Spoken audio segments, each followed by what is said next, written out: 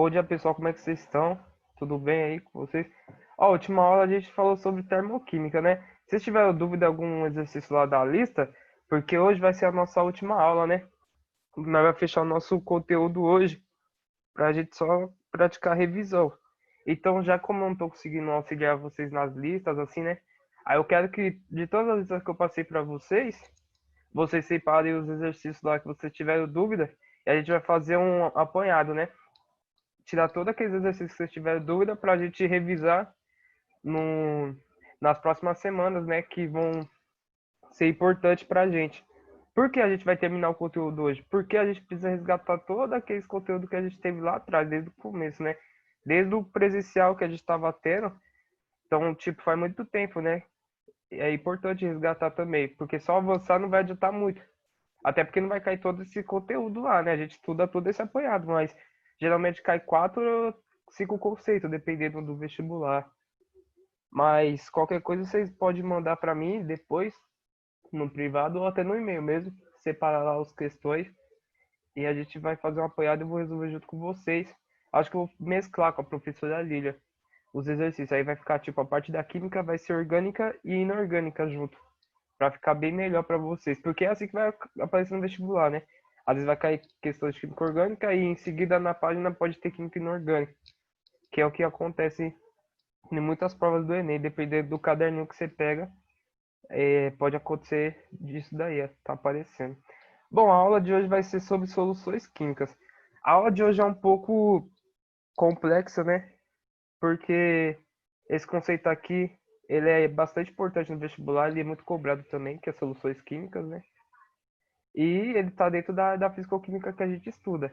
E o conceito da fisicoquímica é um pouco mais trabalhoso, né, do que o da química geral que a gente estava tendo. Ele é um pouco mais completo. E é importante a gente saber sobre esse conceito porque envolve cálculos de concentrações, aquelas contas lá de calcular volume, essas coisas do tipo. Conversão de volume, vocês também tiveram com o Henrique conversão de unidades lá no começo, né? É importante a gente praticar essa parte também, porque conversão de unidade você tem quase praticamente toda a matéria. Você tem matemática, que às vezes você precisa calcular a vazão de uma área, o volume, você precisa saber cálculo de volume. Na química você precisa, na física principalmente você precisa. Então, praticamente essa conversão de unidades é crucial para essas 3 áreas, né? Bom, então eu vou começar aqui, já que chegou 6 pessoas, já está um número razoável, bacana de começar a aula. Então, eu vou começar aqui. A aula de hoje, né, voltando, vai ser sobre soluções químicas. Qualquer coisa vocês falam para me voltar, se vocês não entender alguma parte de mim, porque pode dar um delay, né, na hora que eu estiver falando. Mas, novamente, bom dia a todos. Então, vamos começar a nossa aula, que hoje vai ser o último conceito sobre soluções químicas. As soluções químicas ela está empregada muito no nosso cotidiano, viu, pessoal? Vocês vão perceber que as soluções químicas não estão tão longe do nosso ponto de vista. Bom, começando com o nosso sumário aqui, ó. No primeiro tópico, a gente vai tratar o que são soluções químicas, né? Para todo conceito de qualquer matéria, vocês precisam se perguntar, questionar, né? É bom a gente ser uma pessoa crítica, porque nem sempre tudo é verdade que passam para a gente, né? É bom a gente sempre fazer aquela questão, aquele questionamento. O que é aquilo? Por que eu tenho que estudar aquilo, né? O que são soluções químicas? É o que a gente vai ver logo mais. A gente vai ter também a classificação delas, das soluções, a quantidade de soluto, que é importante a gente ter essa subdivisão devido à quantidade de soluto. A gente vai entender o que é soluto. O estado físico, que é importante também, o estado físico da substância, a natureza dele. Tudo isso a gente vai perceber. Vocês podem estar agora se perguntando, nossa, o que é coeficiente de solubilidade? O que é concentração de soluções, diluição? Isso a gente vai ver no decorrer da aula. Bom, começando com o primeiro tópico, o que são soluções químicas? Vamos avançando aqui mais para baixo. Ó, soluções químicas. As soluções químicas são uma mistura homogênea formada por duas ou mais substâncias. Os componentes de uma solução são denominados de soluto e solvente. Por exemplo, as soluções químicas são misturas homogêneas. Sempre que perguntarem para você, o que é uma solução química? Você fala, é toda mistura homogênea. Aí vocês falam, bom, mas o que é uma mistura homogênea? Uma mistura homogênea, pessoal, é toda aquela mistura que, como você percebe, você não consegue fazer a subdivisão das substâncias. Por exemplo, a gente mistura o açúcar com a água. Vocês concordam comigo que o açúcar se dissolve totalmente na água, né? Porque tem uma afinidade ali entre eles. Tudo bem. Quando ele se mistura com a água, a gente não consegue subdividir quem é o açúcar e quem é a água ali no caso, né? A gente sabe que o líquido que está ali imerso no recipiente é a água, mas a gente tem uma quantidade de açúcar ali. Só que a gente não consegue distinguir quem é o açúcar ali na minha solução. Por quê? Porque é uma mistura homogênea. A gente não consegue fazer a separação de fases. A gente não consegue identificar quem é o açúcar e quem é a água. Agora, uma mistura heterogênea, hétero, é diferente. Lembra? O que é um casal hétero? Um casal com duas pessoas de sexo oposto, diferente. O que é um casal homo?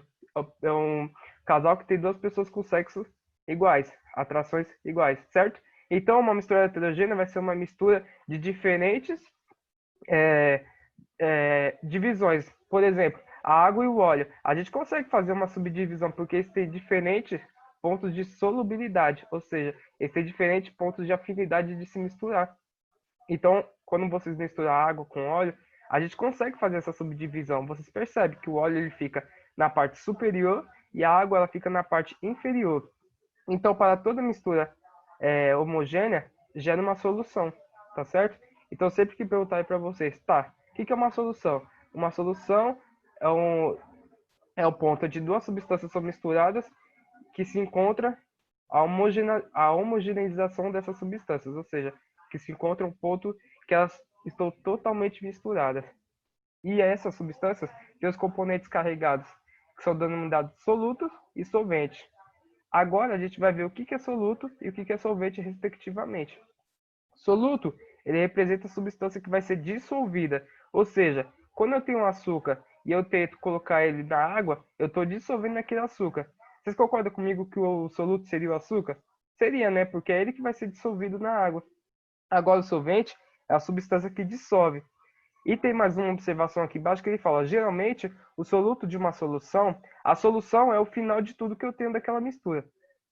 Ó, o soluto de uma solução está presente em menor quantidade, é bom vocês frisar isso daqui, menor quantidade do que o solvente. Então, para mim ter uma solução, a quantidade que eu tinha de açúcar ela tem que ser bem menor do que a quantidade que eu tinha de água. A gente pode buscar outro exemplo, que é o seguinte: quando vocês vão cozinhar um alimento, a água lá vocês deixam para ferver ou aquecer, às vezes a mãe de vocês ou vocês mesmos jogam uma pitadinha de sal. Vocês percebem que aquela pitadinha de sal que vocês jogam na água, ela é uma quantidade muito menor do que você tem naquela panela cheia de água. Vocês concordam comigo? Uma quantidade muito, muito menor. É quase insignificante em relação à quantidade de água. Por quê? Porque aquele absoluto que você quer dissolver na água, então faz sentido dele ser uma quantidade menor do que você tem de água.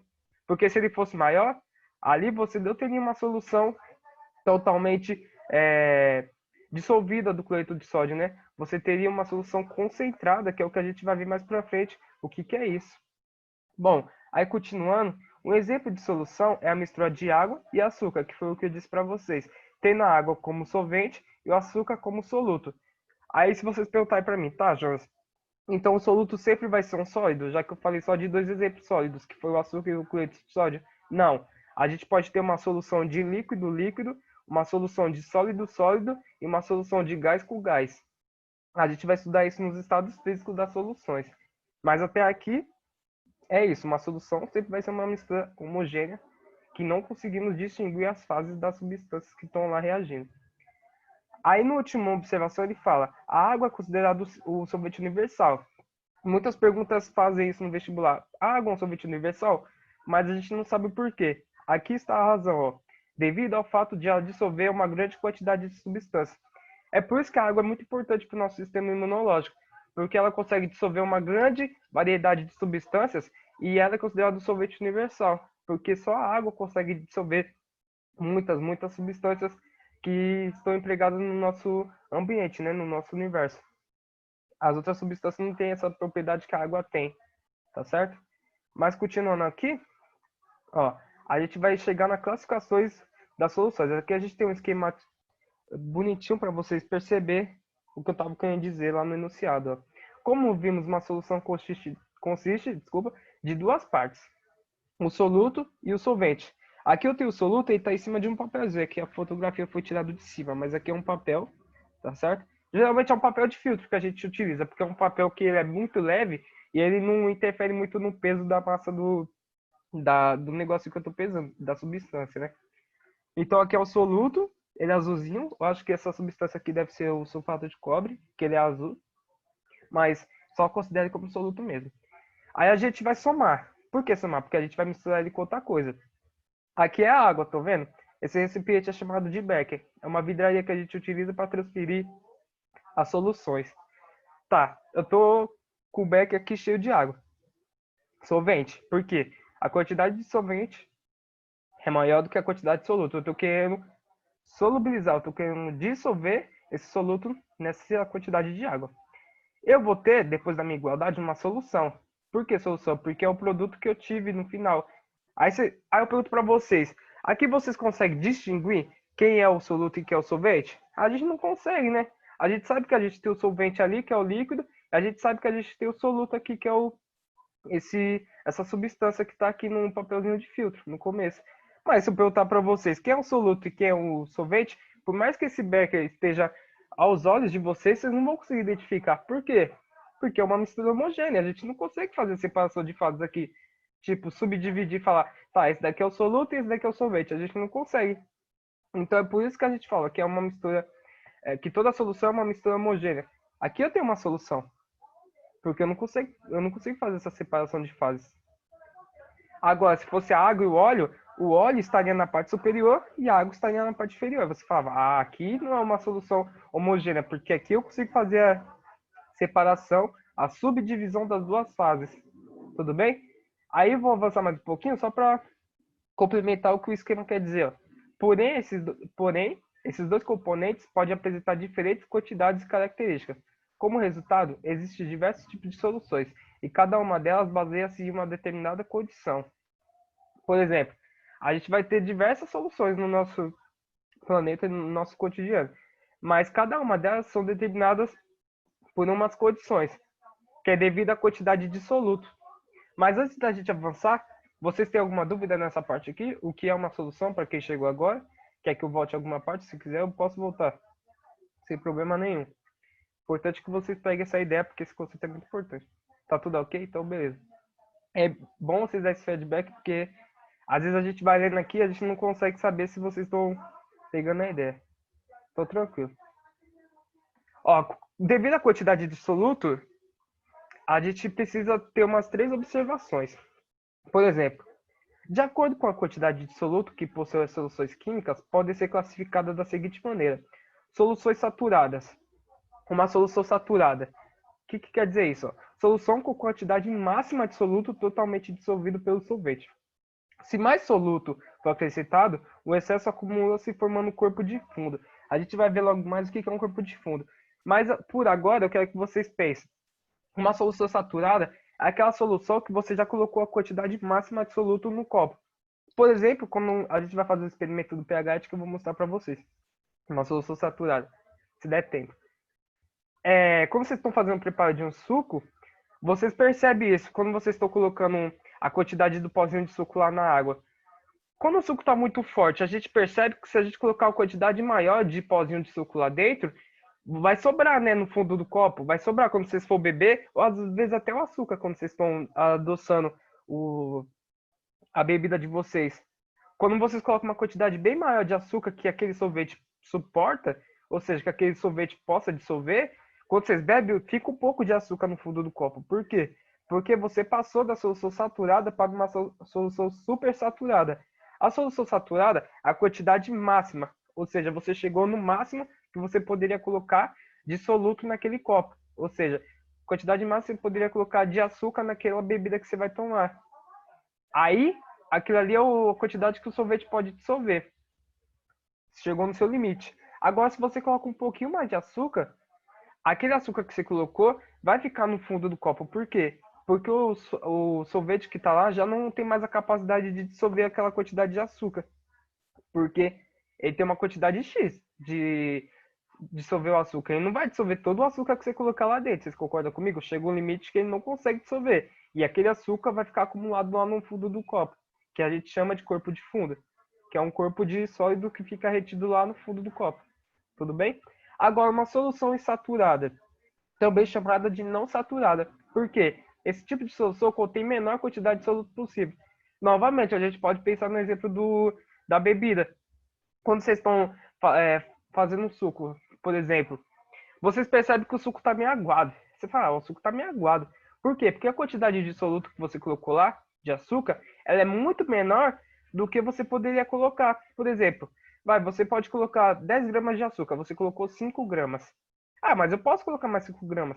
Mas como eu só coloquei 5, a bebida pode ficar meio aguada. Por quê? Porque você vai ter um volume maior de sorvete por uma quantidade muito pequenininha de soluto. Ou seja, aquele sorvete poderia dissolver mais 5 gramas para completar os 10.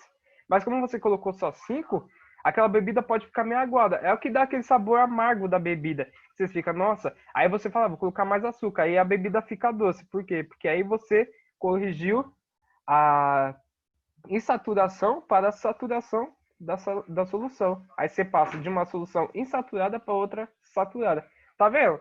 Os exemplos do cotidiano fazem a gente interpretar esses enunciados que eles estão querendo dizer. Às vezes o nome pode parecer estranho, mas não foge muito da nossa realidade, não. Agora, uma solução super saturada vai ser a solução que a gente já passou do limite mesmo. Está colocando açúcar lá e já passou do limite, já está formando corpo de fundo, que é o que vai dizer, ó, são soluções instáveis nas quais a quantidade de soluto excede a capacidade da solubilidade do solvente. Então aqui a gente já passou do limite do que o solvente pode dissolver. E a gente continua colocando mais soluto lá dentro. Vai formar um corpo de fundo, vai acumular um corpo de fundo no recipiente. E como vocês for ver, o sorvete não vai conseguir dissolver todo aquele corpo de fundo, né? Aí vai ter sobra, vai ter excesso. Lembra da nossa linha de estequiometria? Excesso. Então, no caso aqui, o soluto estaria em excesso e o solvente estaria limitando a dissolução do açúcar, no caso, né? Que é o nosso exemplo que a gente utilizou. Até aí, tranquilo? Vocês estão de boa? Aqui a gente vai ver outro esqueminha de exemplo de uma solução saturada e insaturada. Como é que funciona o corpo de fundo? Bom, aqui ele falou 30 gramas de cloreto de sódio para 100 ml de água. Ele colocou 30 gramas de cloreto de sódio para 100 ml de água. Isso aqui é uma solução insaturada. Ou seja, 100 ml de água, ele consegue dissolver facilmente 30 gramas de cloreto de sódio. Ou seja, a solução vai ficar insaturada. Por quê? Porque eu não vou formar corpo de fundo. Eu não vou ter acúmulo de soluto aqui.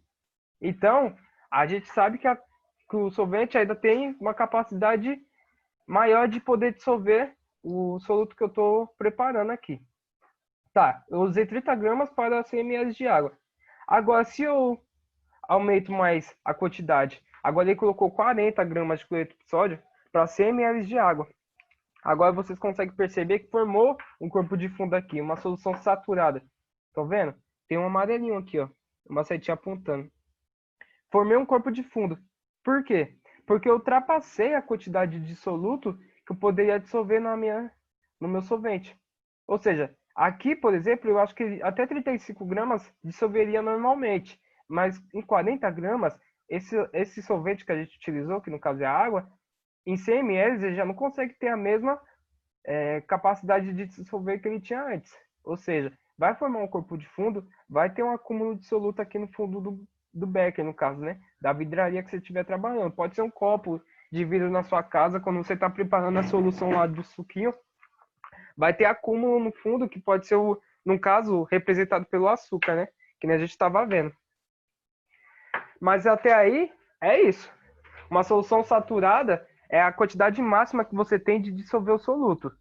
A solução insaturada é a quantidade mínima que você tem e que você ainda possa dissolver. E a supersaturada é a quantidade que você já ultrapassou e com certeza vai ter formação do corpo de fundo lá na sua vidraria, na sua solução, né? Agora, antes de a gente chegar no estado físico, vocês têm alguma dúvida, algum questionamento, alguma pergunta?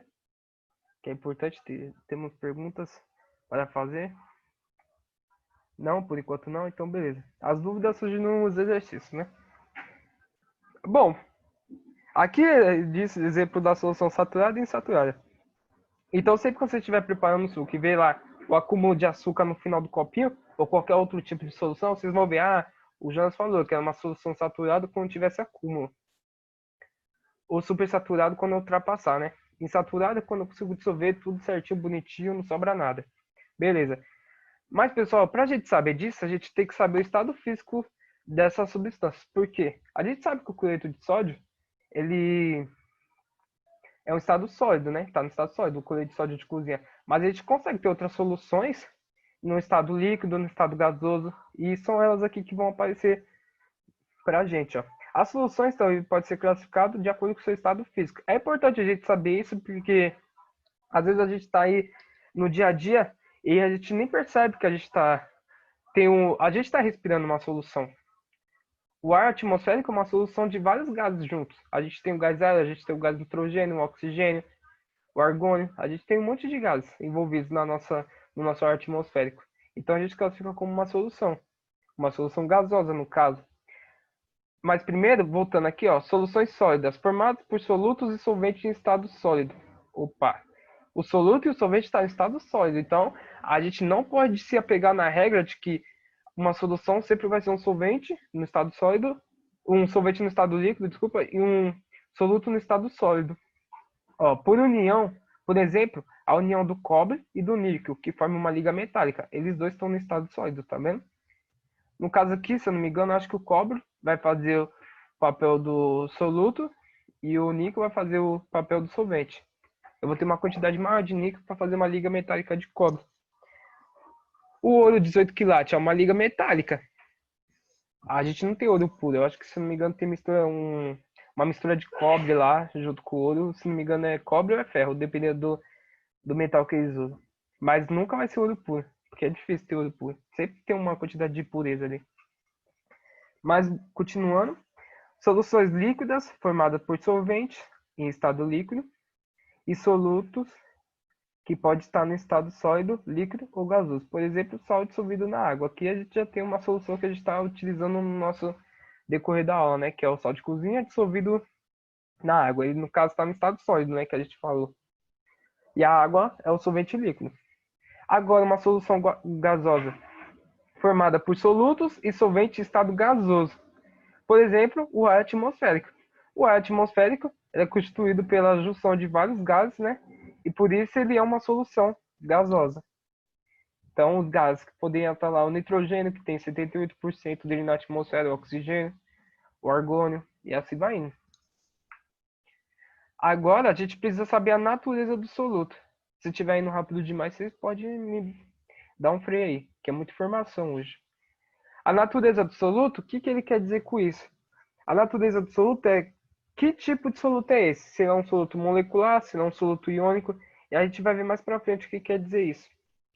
Além disso, segundo a natureza do soluto, as soluções químicas são classificadas em soluções moleculares, que são que tipo de soluções? Quando as partículas dispersas na solução são moléculas, por exemplo, o açúcar, molécula C12H22O11.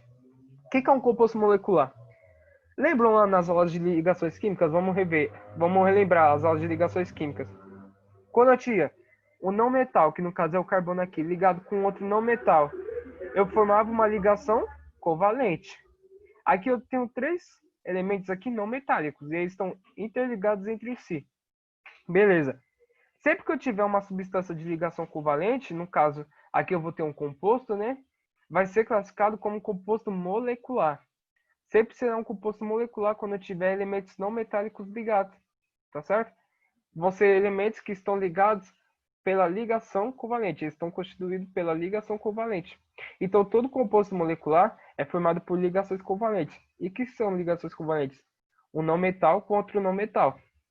E é importante você saber também que quando o açúcar ele é dissolvido na água, ele não libera íons, tá certo? Ele não libera íons. Ele não tem uma ionização muito boa, o açúcar. Por quê? Porque ele é um composto molecular. Eu só tenho não metais aqui. Elementos não metálicos, que no caso é o oxigênio, hidrogênio e o carbono. Aí vocês falam, mas tudo bem, tá, ele não libera íons, mas o que é importante saber disso? Por ele não liberar íons, no caso, o que são íons, né? Íons são elementos que, quando são dissolvidos na água, eles podem perder ou ganhar elétron, né? O que perde elétron é classificado como um cátion, que ganha considerado como um ânion. Ou seja, um sai com carga positiva, outro com carga negativa.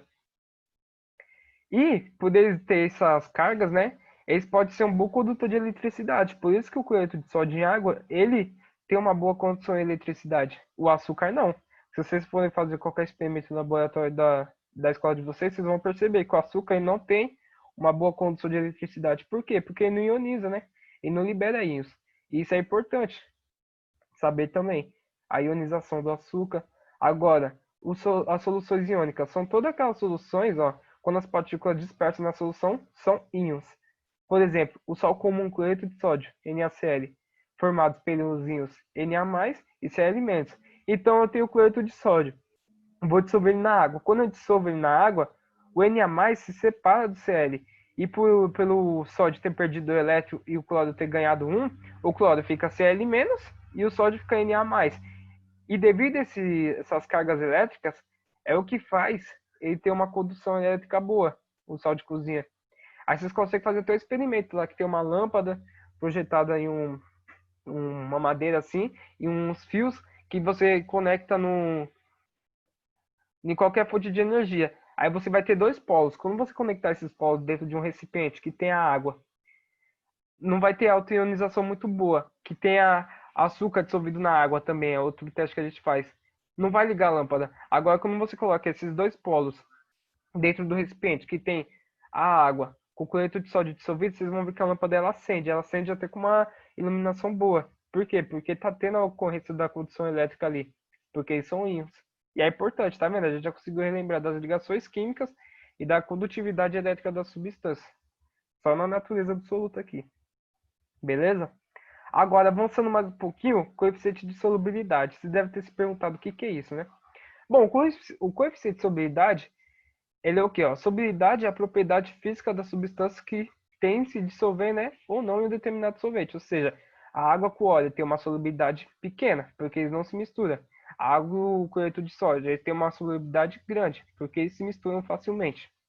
O coeficiente de solubilidade representa a capacidade máxima do soluto de se dissolver uma determinada quantidade de solvente. É através dele que a gente consegue calcular o quanto um soluto consegue se dissolver ou não em uma dada substância. Isso conforme as condições de temperatura e pressão, claro. A gente sabe que muitas coisas a gente trabalha com temperatura e pressão e tudo mais, e às vezes quando a temperatura está mais elevada ou a pressão está mais elevada ou mais baixa, já vai ter interferência no nosso resultado. Então, tudo que a gente trabalha aqui, a gente sempre fala em condições de temperatura e pressões normais. Porque é o padrão a gente utilizar as condições de temperatura e pressão. Se uma delas tiver variação, o meu resultado já varia também, porque a gente depende dos fenômenos naturais para poder ter o resultado de acordo com a literatura, né? De acordo com o que a teoria diz para a gente. Ó, conforme a solubilidade, as soluções podem ser classificadas como soluções diluídas, que eu já comentei com vocês, mas a gente vai ver mais detalhadamente isso, e soluções concentradas. Ó, as soluções diluídas são o quê? A quantidade de soluto é sempre menor em relação ao solvente. Que nem eu falei para vocês. Bom, agora pulando do exemplo do suco, vamos para o exemplo do café. Muitos fazem o café na cafeteira elétrica já, né? Outras pessoas preferem o café lá no coador, na filtração mesmo, né? Quando as pessoas fazem o café lá filtrando ele. Quando tá lá a pessoa fazendo o procedimento do café, o preparo, vocês percebem que o filtro ele retém uma grande quantidade de substância que ela não consegue se dissolver em água. Então fica aquele pozinho preto lá. Acho que você já viu aquele aglomerado de pozinho preto. Aquilo ali é um soluto das propriedades do café que não consegue se dissolver, não consegue passar pelo filtro. Tá certo? Então só passa o líquido mesmo dissolvente. Aquilo ali são as impurezas que a gente fala que estão no café, né? Que não consegue ultrapassar o filtro. Por quê? Porque não tem uma solubilidade grande. Então a tendência é ele ficar retido. E é essa a função do filtro. Bom, mas assim, tá. O que é uma solução diluída? O café, quando vocês vão preparar ele, toma ele, aí ele tá meio aguado. Aí você fala, nossa, esse café tá fraco. A ideia do café fraco é a ideia da solução diluída. Por exemplo, quando o café tá fraco, ele não tá com aquele gostinho muito agradável, né? Tem gente que gosta de café fraco, mas quando ele tá fraco, tem gente que fala, nossa, esse café tá fraco. Por quê? Porque tem uma quantidade de soluto bem menor em relação ao sorvete. Então o que que a pessoa faz? Ela tende a colocar mais adoçante, mais açúcar para deixar o café mais forte. Ou, ou fazer outro procedimento, tentar deixar o café mais forte, colocando um acúmulo maior de pozinho de café lá, para quando for filtrar, ficar bem mais forte, a tonalidade dele ficar até mais escurinha. Mas a tendência é o quê? A quantidade de soluto ser menor em relação ao sorvete, ou seja, a quantidade de café filtrado é menor em relação à quantidade de água que vai dissolver aquele café. Então, por isso que ele fala solução diluída, porque está meio aguado o café, porque ele não está tão agradável ainda. Então, a solução é fraca. Quando a gente diz a ideia da solução fraca é a ideia da solução diluída. Agora, quando o café está forte, a gente fala que é a solução concentrada. Vocês percebem, quando o café é forte, a quantidade de soluto é maior que a de solvente. Por isso que muitas pessoas preferem café forte, ou seja, café concentrado. E como é que a gente consegue? A pessoa fala, ah, está muito concentrado. Aí a pessoa fala, ah, então coloca um pouco de água. Por que um pouco de água? Porque a água vai diluir aquele café.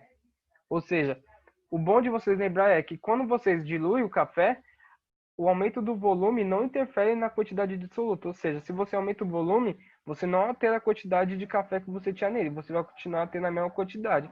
No caso, o café é o nosso soluto. Tá certo? Então, uma solução concentrada vai ser aquela solução máxima que o sorvete possa dissolver. Se você colocar mais café, vai ficar um pouco retido num copo que vocês estão bebendo. Por quê? Porque aquele sorvete já não vai ter a mesma capacidade de dissolver aquela quantidade de café. Aí, ó, quando temos uma solução concentrada, podemos notar que o soluto não se dissolve completamente no solvente, o que leva à presença de um corpo de fundo. É aquilo lá. Quando a solução está concentrada, a gente vai estar tendo um acúmulo de corpo de fundo. Se a gente colocar, vai ter mais aglomerado e vai ter mais corpo de fundo lá retido no copo. Beleza? Aí aqui a gente vai ter o esquema de como calcular o coeficiente de solubilidade. Mas até aí, tranquilo? Estou avançando aqui com vocês, porque a aula de hoje é bastante teoria, então o tempo é curto pra gente. Eu vou voltar aqui, ó. Só deixa eu ler o chat para ver. Tranquilo, então beleza. Ó, para calcular o coeficiente de solubilidade, é utilizado da seguinte forma. A gente usa o CS, que é o coeficiente de solubilidade, o 100, que é o total que eu tenho da minha solução, né? Sempre vai ser 100%, vezes o M1, que é a massa do soluto, dividido por M2, que é a massa do solvente. Isso é enunciado da Pragit, tá? Mas daqui é só uma forma para vocês verem como é que a gente calcula, como é que a gente percebe se uma substância tem solubilidade boa ou solubilidade baixa em relação ao solvente que eu estou trabalhando. Tá certo?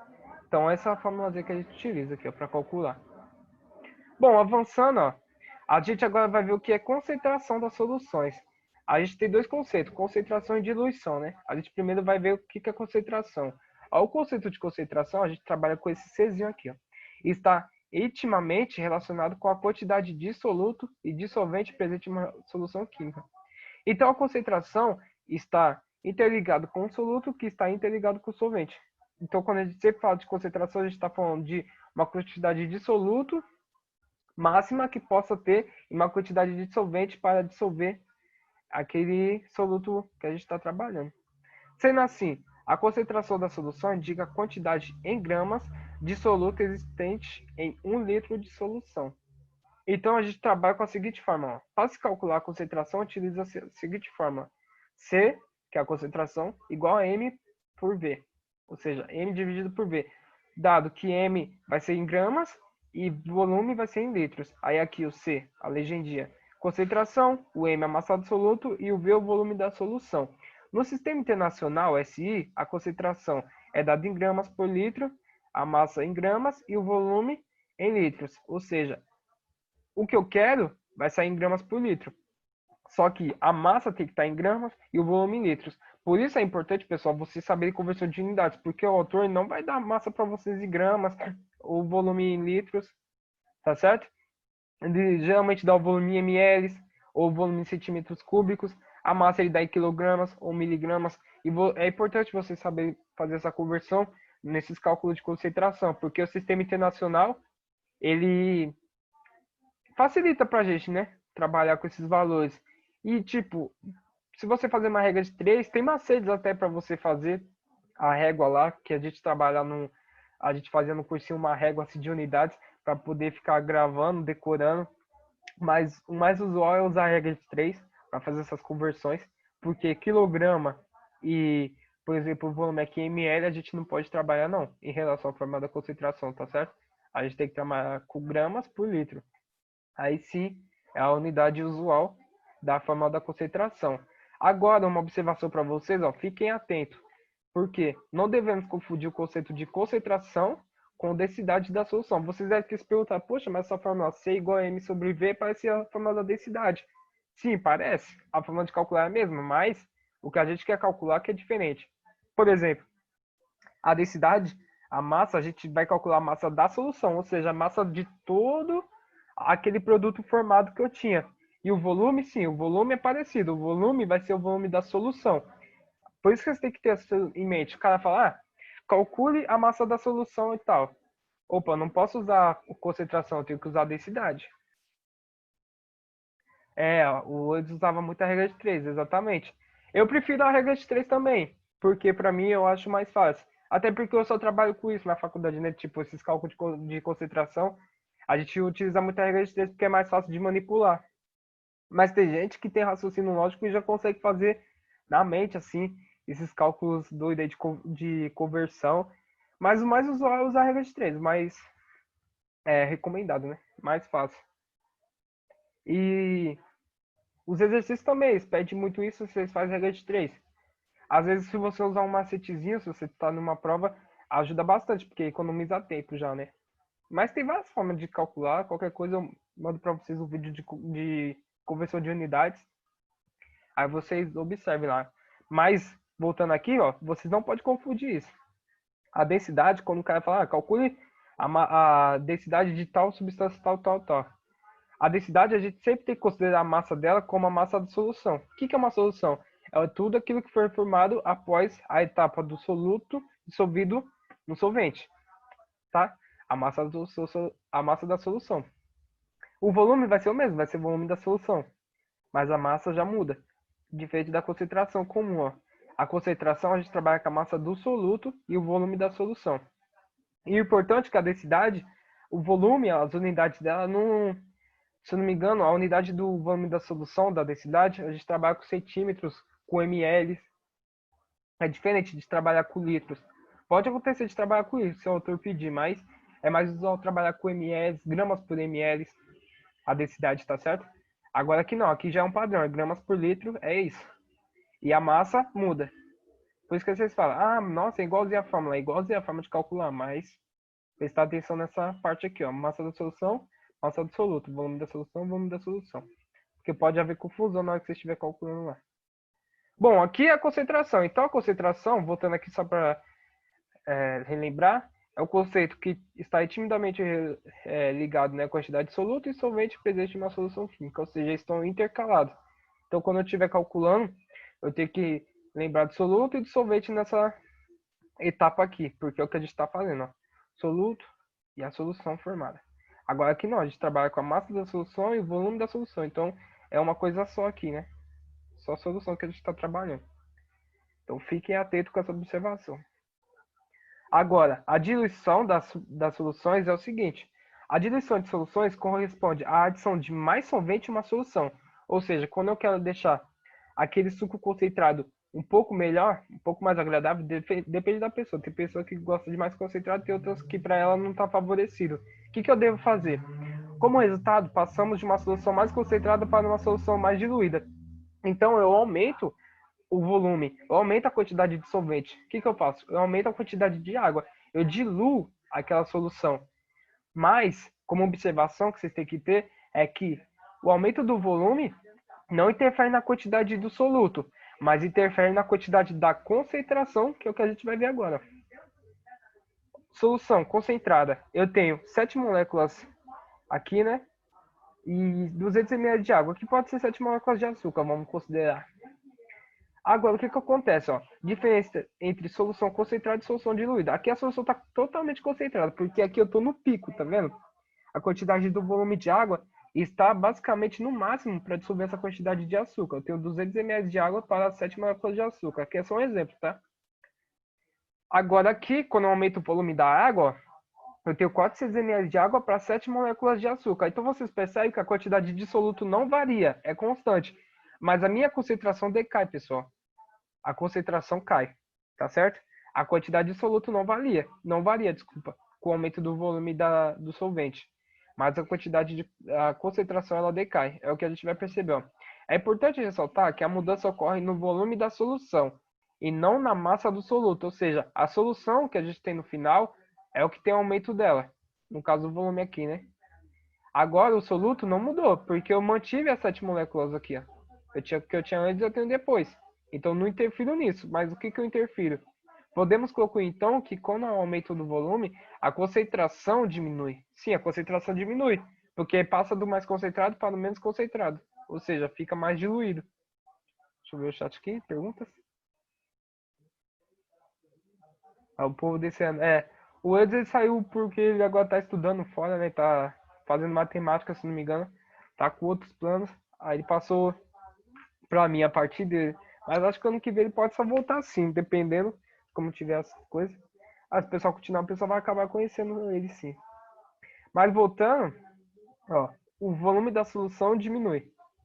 Da concentração, desculpa, diminui. Em outras palavras, o volume e a concentração de uma solução são inversamente proporcionais. O que quer dizer inversamente proporcional para matemática? Para matemática, diretamente proporcional é quando eu tenho aumento de uma coisa, vai aumentar a outra. Da mesma forma. Agora, inversamente proporcionais é quando aumenta uma coisa e diminui a outra. É o que está acontecendo aqui. Ó. Quando eu aumento o dado volume da solução, a concentração vai diminuir. A gente vai ver no esquematizinho ali do simulador mais para frente esse exemplo do aumento do volume e o decaimento da concentração. Aí a gente tem duas formas para diluição. A primeira é com relação à concentração comum, que é importante você saber. Isso daqui a gente faz no laboratório. Quando a gente trabalha com essa forma, a gente faz no laboratório quando a gente está fazendo reações de ácidos e bases para calcular a concentração de um ácido desconhecido, né? Que a gente chama o procedimento de titulação. Eu posso até mandar para vocês esse vídeo de titulação, que ele vai mostrar justamente como é que funciona dentro de um laboratório a utilização dessa fórmula aí. Aqui a gente tem a concentração inicial vezes o volume inicial. E aqui é igual a concentração final vezes o volume final. CV. Tá certo? Então, geralmente, a gente sempre vai estar faltando um valor aqui. A gente sempre vai conhecer a concentração de um dado, o volume de outro dado, e determina o volume de outra substância. Mas ele sempre vai querer ou a concentração ou o volume, mas a gente sempre vai ter 3 dados. É como uma regra de 3. Você tem 3 dados para descobrir o último. Deixa eu ver aqui. Questões de equivalência. Pode sim, Jean. Questões de equivalência é muito importante também. Eu vou mandar um vídeo para vocês que vai falar sobre essa questão de equivalência. O que é equivalência? Equivalente quando você tem uma coisa equivalente a outra. Por exemplo, quando a gente está trabalhando no laboratório, a gente vai fazer uma reação de ácido e base, neutralização. A gente sempre tem que saber a equivalência de uma substância em relação a outra. Como é que a gente vê isso? Vê através da equação química. Lembra do balanceamento químico que a gente fez? Por exemplo, eu vou reagir uma molécula, eu vou fazer a combustão do metano. Eu tenho uma molécula de metano, vamos supor para 2 moléculas de oxigênio. Beleza? 2 mols de oxigênio. Então, 1 mol de metano está equivalente a 2 mols de oxigênio. Então, a gente percebe que a quantidade de mol deles são diferentes. Então, quando a gente trabalha no laboratório, a gente tem que equivaler essas informações. Tem que saber que 1 mol de metano equivale a 2 mols de oxigênio. E isso na química a gente trabalha muito, mano, com reações de laboratório. A gente tem que sempre considerar essas questões de equivalência, porque se a gente não considera, o nosso resultado dá errado. A gente tem que saber quanto uma coisa equivale a outra, tá certo? A gente tem que saber certinho como é que funciona isso. E o que vai dizer isso pra gente? A equação química, a estequiometria que vai dizer isso pra gente. A estequiometria é fundamental para os cálculos químicos, porque é ela que vai dar pra gente as quantidades do que a gente vai utilizar, do que a gente vai produzir, beleza? Ela é praticamente o RG da química, a estequiometria. Mas eu vou mandar um vídeo para vocês que mostra justamente como é que funciona isso na parte química. Agora, na parte da matemática, equivalência, eu acho que já tem outras relações, tá? Mas na parte química a gente trabalha muito com o laboratório, isso daí, equivalência. Tem até o símbolozinho de equivalência, que é esse daqui, ó. Quando eu acho que tanto na matemática como na química deve usar esse daqui. Deixa eu ver se eu consigo pegar a caneta. Olha essa setinha aqui.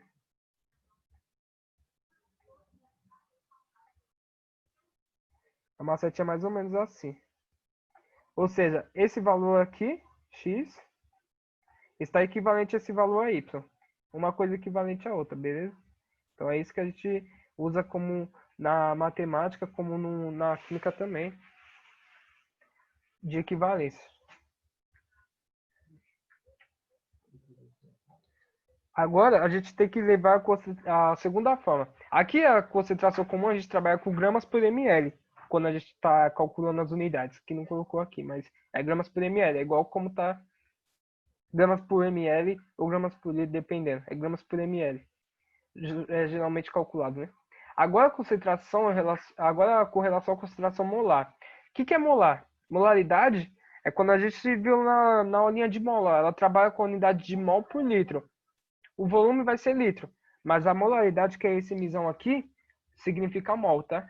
Pra gente. Então aqui, ó, M1 é massa inicial, V1 é volume inicial, M2 é massa final e V2 volume final. Então vai sair praticamente uma regra de 3, que eu vou ter três valores, eu vou multiplicar 2 e dividir por 1. É o que acontece na regra de 3. Você multiplica dois valores e divide o terceiro por esse valor que você calculou. É mais ou menos isso. E você acha o quarto valor que você quer como resposta, né?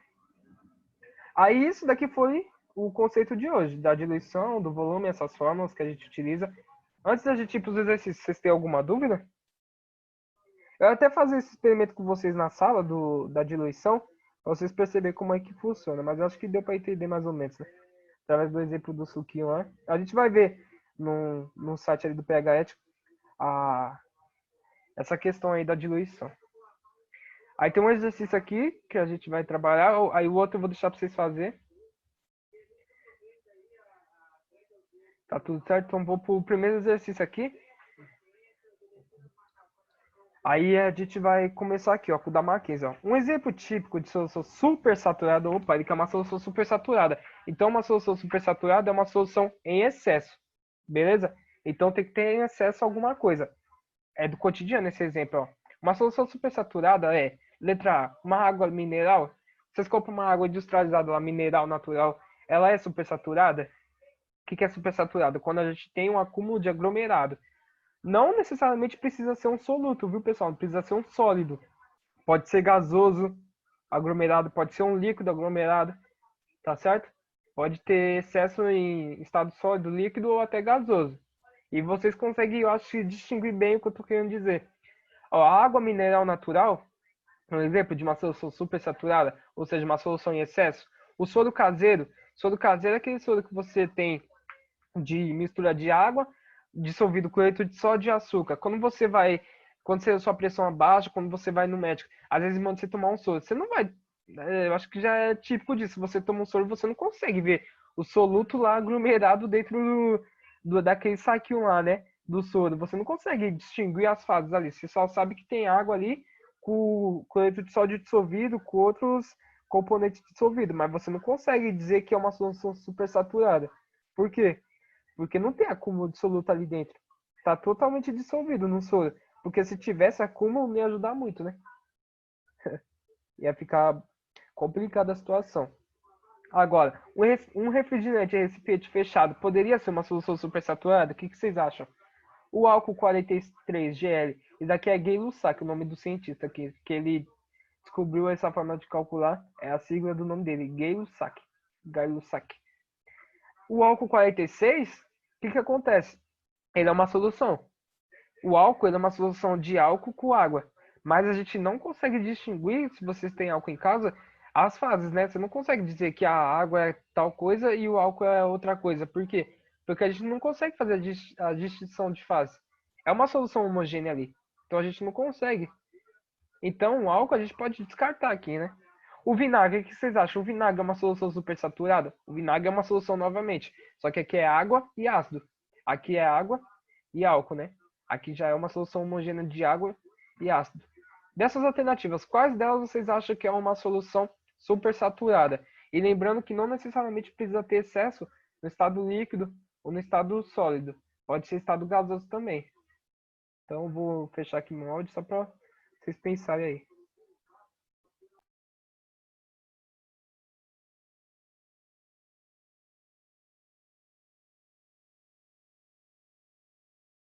Primeira resposta, deixa eu ver. Acho que é a C. Ó, um bom palpite, C. Aí eu te pergunto, Ian, por que você pensou a C? Pode escrever para mim aí. Ou se quiser abrir o áudio, se não puder abrir o áudio, pode descrever a C. Para ver se seu raciocínio faz sentido com o que a nossa questão está querendo dizer. Porque é bom a gente questionar o porquê a C. Porque às vezes estou entre a C e a D. A Bruna falou. Tá, entre a C e a D, o álcool. A C ela tá sendo mais disputada, né? A D. O soro caseiro não pode ser também, né? Porque a gente sabe que o soro caseiro é totalmente dissolvido que tá lá dentro. A água mineral também não, porque água mineral a gente praticamente não consegue distinguir nada. Só tem água no negócio. Fora os minerais que estão todos dissolvidos, né? O álcool 46 poderia ser uma hipótese? Pode ser. Alguém foi no vinagre? Ninguém foi no vinagre. Ó, a C eu acho porque o refri fica muito fechado, a parte da cola começa a ir para baixo. É um bom palpite. Bom, então vamos corrigir porque senão nosso tempo expira, então vamos lá. Ó, a letra A a gente descarta porque a água mineral a gente sabe que ela tem minérios, a gente tem sódio, tem várias coisas lá, mas estão totalmente dissolvidas na água. A gente não consegue fazer a distinção, falar, nossa, esse daqui é o sódio. Se a gente conseguisse ver sódio na água, a gente ia ver um metal lá dentro prateado. E não é o que a gente vê na água mineral, né? Um prateado dentro da água. Ou um cloreto de sódio lá. Ou qualquer coisa do tipo. A gente não consegue fazer essa distinção. O soro caseiro. O soro caseiro é praticamente mais ou menos água mineral. Ele tem os componentes dissolvidos nele, que no caso o cloreto de sódio como principal. A gente deve ter açúcar também, que é a glicose, e outros componentes. Ele também não pode ser uma solução supersaturada, porque a quantidade de solvente que eu tenho lá, ela favorece eu dissolver aquela quantidade de dissoluto que eu coloco. O refrigerante é essa a questão. O refrigerante, ele ser uma solução supersaturada. A resposta da Bruna, ela estava meio certa, ó. Eu acho porque o refri fica muito fechado, a parte da cola começa a ir para baixo. Porém, não é por conta da parte da cola que ele é supersaturado. Um das ocorrências é porque ele fica fechado. Mas por quê? Quando vocês abrem o refrigerante, vocês percebem que tem aquele escape do gás. O escape do gás é o CO2 que está saindo dali. Aquele CO2 é o que está em excesso no refrigerante, vocês percebem. O gás escapa ali. Por quê? Porque quando o refrigerante é fechado, ele é fechado em uma pressão X. Essa pressão X faz com que o gás fique dissolvido ali, mas quando você abre o refrigerante, a primeira oportunidade do gás escapar, ele foge, que é aquilo lá, o escape do gás. Aquilo é o excesso, por isso que eu falei para vocês. Não necessariamente precisa ser um excesso no estado sólido ou líquido, pode ser em gasoso. Então, quando o gás escapa do refrigerante, que vocês falam, o refrigerante está sem gás. O refrigerante acabou de passar de uma solução supersaturada para uma solução saturada. Ou até insaturada, dependendo da quantidade de gás que sai dele. A gente percebe que a quantidade de gás que sai tem uma mudança no gosto do refrigerante quando vocês tomam. Porque todo mundo quer tomar um refrigerante quando tem um gás retido lá dentro, né? Agora, quando tá sem o gás, ele fica com gosto meio de xarope, né? Fica sem o gás. Não tem mais aquelas características do refrigerante. Então, o escape do gás faz com que o refrigerante seja uma solução super saturada. Beleza? Agora, o álcool não pode ser, porque o álcool é uma solução homogênea. A gente tem uma mistura de álcool com água ali, certo? Mas a quantidade de álcool que eu tenho, ó, álcool 46. Então, eu tenho 46% de álcool. Beleza? E 54% de água para completar os 100%, tá certo? Então a quantidade de solvente é maior do que a quantidade de soluto. A gente poderia ver nessa sigla aqui, ó. Esse 46 corresponde por cento a porcentagem que eu tenho de soluto ou de álcool lá dentro. No caso aqui, como a água tem a quantidade maior, então quem está fazendo o papel do soluto aqui é o álcool, que é 46. Como corresponde a 100% total, 54% será a água, né? O vinagre. O vinagre é uma mistura de ácido com água. O vinagre geralmente a gente tem 4, 5, 6%. de ácido. O resto é tudo água. Então, mano, 4% para 90 e pouco de água, a água com certeza vai conseguir fazer essa dissolução do vinagre. Vai dissolver o vinagre por inteiro, né? Então não poderia ser uma solução super saturada, porque o solvente consegue dissolver bastante, ou até mais percentual de ácido que tivesse ali. Beleza? Essa segunda questão eu vou deixar como desafio para vocês, que é uma questão de cálculo. Essa daqui a gente fez uma questão mais teórica, né? Essa daqui de cálculo. Eu vou deixar para vocês. Essa questão, se vocês não conseguirem resolver, pode falar para mim que nas próximas aulas a gente vai começar a trabalhar com revisão. Vou separar até os exercícios.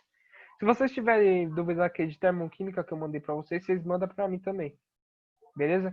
Para a gente estar corrigindo nas revisões. Então, a alternativa C mesmo, é a resposta certa, esqueci de dizer. Então, a questão, essa daqui da Mackenzie, a resposta certa vai ser o gabarito C. Refrigerante e recipiente fechado, beleza? Então, sempre que você estiver tomando refrigerante, vocês vão abrir lá, aí você fala, nossa, teve escape do gás aqui. Beleza. Então, é uma solução super saturada, porque está em excesso o gás, o CO2. A palavra-chave. Eu só vou pedir mais 5 minutos antes de acabar, o Henrique, só para mostrar para ele o esquemazinho. Pode ser? Não vou atrapalhar o outro professor. Vou deixar aqui só para mostrar para vocês. Vocês estão conseguindo ver minha tela aqui? Do esquematizinho? Então, deixa eu ver aqui. Sim? Então, beleza. Aqui eu tenho um exemplo do suco em pó. Ele é o soluto. E aqui, como um sorvete, eu tenho a água. O que eu vou fazer? Eu quero mostrar para vocês que com... Ó, vou mostrar aqui. Só deixa eu pegar meu soluto.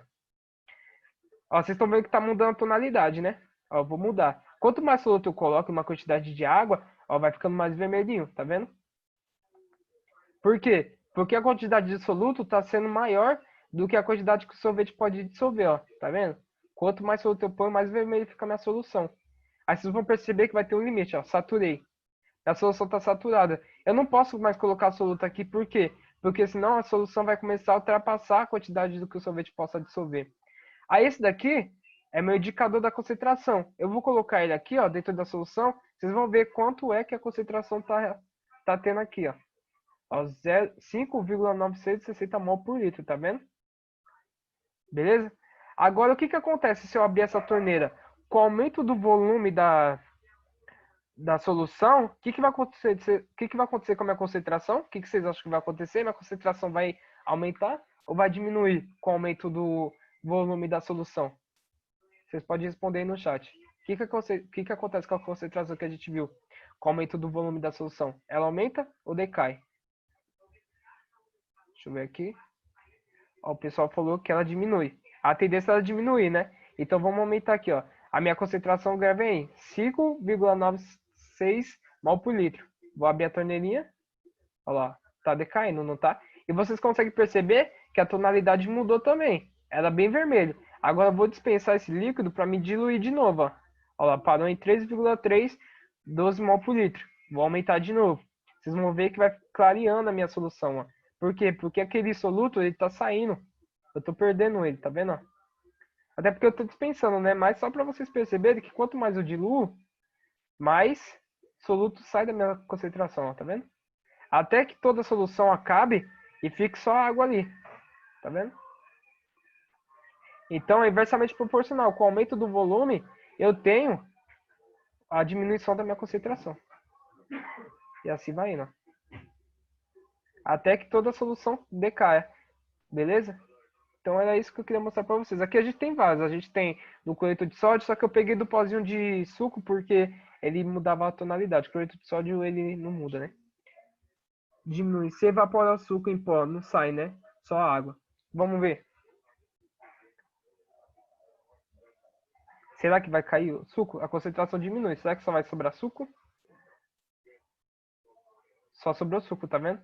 Por quê? Porque a água evaporou. Como o suco é o soluto, vai ficar aqui retido, né? Então é normal que a gente só tenha... A gente não consegue também medir a concentração. Por quê? Porque só sobrou soluto aqui dentro. Agora, se eu aumento, se eu coloco... Ó, boa observação da Bruna. Aqui agora eu já consigo medir, tá vendo? No caso, 0,397 mol por litro. E assim a gente vai fazendo até que caia todo o pozinho de suco. Mas é isso, pessoal, a aula de hoje, tá? É a mesma coisa com o sal, exatamente. Tem uma técnica que a gente trabalha na química, vou colocar a palavra-chave aqui para vocês, só para eu estar finalizando. Soluções. Uma técnica que a gente chama da química que vocês fazem em casa. Vocês fazem em casa, né? Que é chamada ebulioscopia. O que é ebulioscopia? Quando você altera o ponto de ebulição da substância, no caso solvente, através de um sal. Por exemplo, a gente tenta ebulir a água. A gente sabe que a ebulição da água é em 100 graus Celsius. Vou fechar aqui só para finalizar. É em 100 graus Celsius a ebulição da água. Se vocês colocam uma quantidade de sal, pessoal, a água ela não vai mais ebulir em 100 graus Celsius. É por isso que quando vocês estão aquecendo lá estão lá na casa de vocês fazendo alimento, a água demora um pouco para ebulir. Quando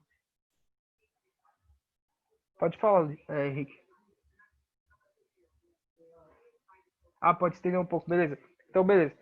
Então, voltando no exemplo da água lá. Quando vocês estão fazendo o cozimento de um alimento lá na sua casa, a tendência é que a água, ela entre ebulição em 100 graus Celsius. Essa é a tendência da temperatura da água. Ebulição é o quê? Ela passar do estado gasoso para o estado líquido. Beleza. Agora, se você coloca uma quantidade de sal ali, ela não vai mais ebulir em 100 graus Celsius. Ela vai ebulir em 120, muda o tempo de ebulição dela. Então é por isso que quando a gente está trabalhando com soluções, a água ela evapora muito mais rápido que o sal, né? E quando eu tirei a evaporação ali do esquematizinho, deixa eu ver se eu consigo mostrar de novo aqui. Aqui, ó. Quando eu tirei totalmente a solução aqui, vocês perceberam que sobrou só... Deixa eu colocar o sal de novo aqui. Tinha sobrado só esse suquinho aqui. Por quê? Porque, no caso aqui é o suco, o pó de suco, né? Mas se fosse cloreto de sódio, faria sentido, porque o cloreto de sódio ele bule numa temperatura muito diferente da água. A temperatura do cloreto de sódio de ebulição é muito maior. Então, quando a gente está trabalhando lá com a ebulioscopia, a gente trabalha com a alteração, com a interferência dos pontos de ebulição do solvente. Então, a água ela já não vai mais ebulir em 100 graus, vai ebulir em uma temperatura maior. Beleza? Agora, vocês querem ver? O professor de vocês vai demorar um pouquinho, eu só vou trocar no caso, o solvente, ó. Deixa eu colocar um pouco de água aqui. Metade, né? Agora eu coloquei aqui, ó. Ó, o cloreto de sódio. Vocês vão ver que não vai ter diferença de nada na água. Por quê? Porque o cloreto de sódio fica totalmente dissolvido, você não consegue ver nem mudança na tonalidade da água. Mas a concentração tá mudando. Tá lá, aumentando. Eu não vou colocar toda para não saturar, mas só para vocês verem. Beleza. Tá bom aqui, 436. Aí eu vou aumentar o volume, concentração diminui. É bom você entender isso, porque isso aqui é uma pergunta que poderia ser, tipo, vestibular. Devido ao aumento do volume de uma concentração e tudo mais, o que deve acontecer? Aí tá lá as opções, concentração diminui, concentração aumentar, concentração e volume aumentar. Pode acontecer de aparecer assim lá no vestibular. Porque eles perguntam essas coisas, às vezes eles nem perguntam cálculos, né? Eles perguntam assim. Aí eu vou diminuindo. Aqui, peraí.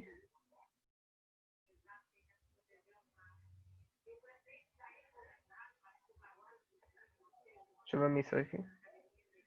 Para lembrar é só pensar em como fazer Nescau. É verdade. Também. Ah, pode acontecer. É verdade. Isso daí também é outro exemplo de solução. Exatamente.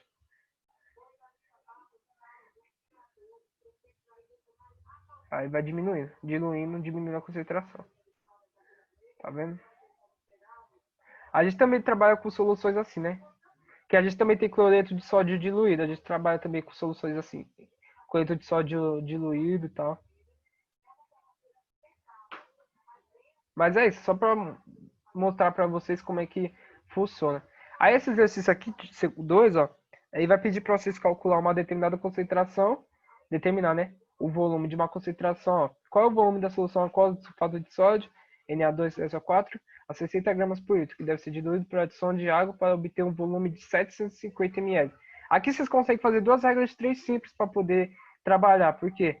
Porque me deu o... Cadê aqui, ó? o volume, né? 60 gramas por litro diluído.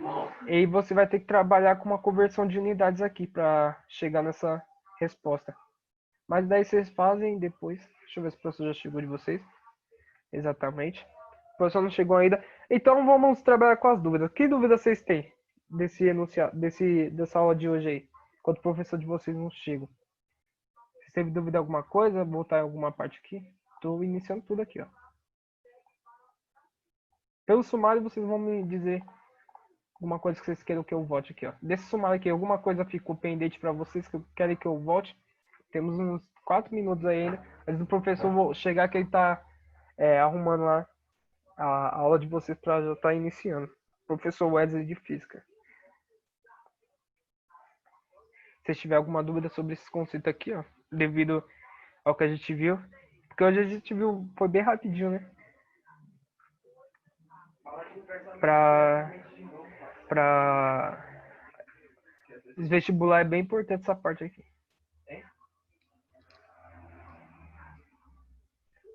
Inversamente, diretamente. Vou falar de novo.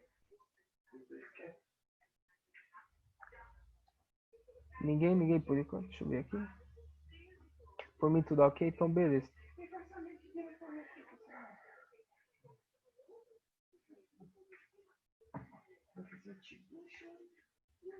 Acho que tá de boas, foi rápido, mas deu pra pegar informações. Beleza, então. É que a parte de soluções, ela é bem, tipo, cotidiano mesmo, mas ela é bem trabalhada porque tem muita informação, né?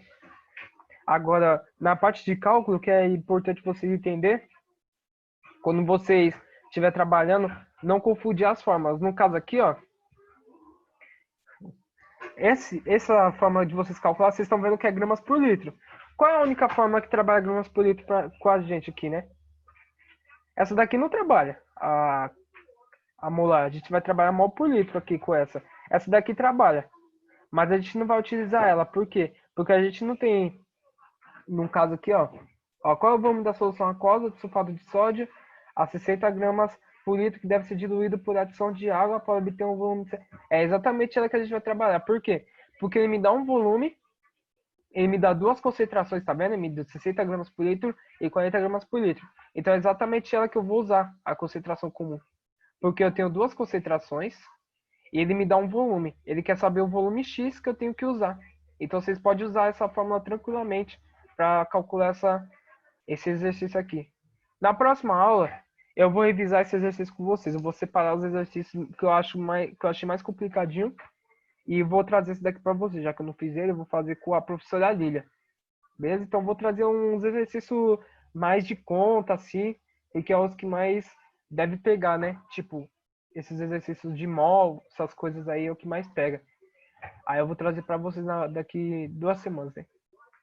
A revisão. Vou falar com a professora Lilia de vocês pra gente fazer uma apanhada. Uma aula juntos aí. Talvez sábado que vem estejamos aí de novo. Beleza?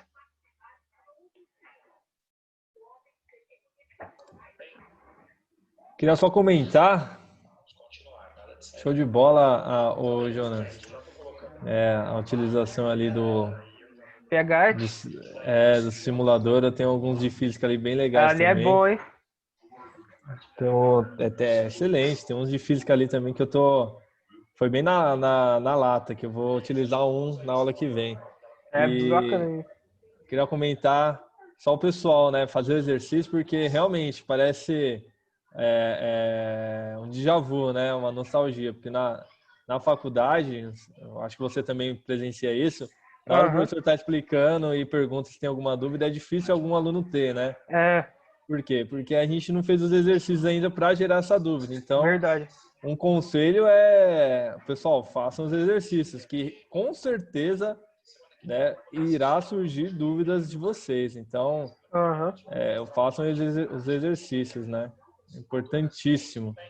Aí a Bruna falou que usou o PHIT na apresentação do Química do bimestre passado. Até hoje a gente utiliza, na faculdade a gente usa para auxiliar, às vezes para a gente, tem alunos que têm projetos, né, de faculdade, que às vezes eles auxiliam para, no caso meu, como é licenciatura, a gente utiliza para os projetos dos alunos do ensino médio lá, que na minha faculdade tem ensino médio, aí a gente como é que se pode dizer? A gente trabalha nos projetos, né? A gente é orientador deles às vezes também. E usa muito esses simuladores para explicar as lições e tudo mais. É muito bom. Mas tem uns mais específicos, assim, né? Mas para esse daqui, para essa aula, esse daqui já favorece a gente já. E esse exercício aqui de solução, mano, com certeza vai cair um desse no vestibular, porque solução tá sempre lá também. É um assunto muito decorrente. Assim como mol, termoquímica.